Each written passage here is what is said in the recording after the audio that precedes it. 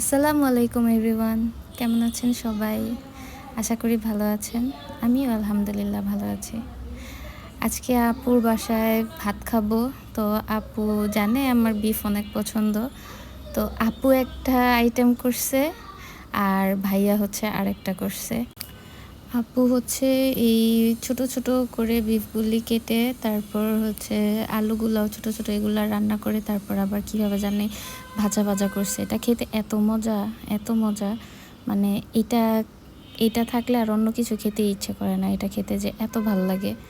আর তো ছোট ছোট চর্বি আছেই, এটা তো দেখলে আমার জিভে জল এসে পড়ে। আর ভাইয়া হচ্ছে চুই ঝাল রান্না করছে। চুই ঝালটা আলাদা করে নিই নি, ওইটা আমি খেতে পারি না। ওইটার যে ঝাঁজটা আছে ওইটাতেই হয়ে যায়। আর রসুনটা এত মেল্ট হয়েছে, এত সফট। এই রসুনটার সাথে মানে বিফটা খেতে স্বাদটা আরও বেড়ে যায়, কি যে মজা লাগে।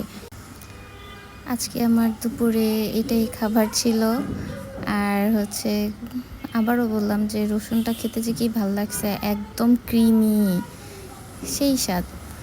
তো সবাই ভালো থাকবেন, সুস্থ থাকবেন। দেখা হবে নেক্সট কোনো ভিডিওতে। আল্লাহ হাফেজ।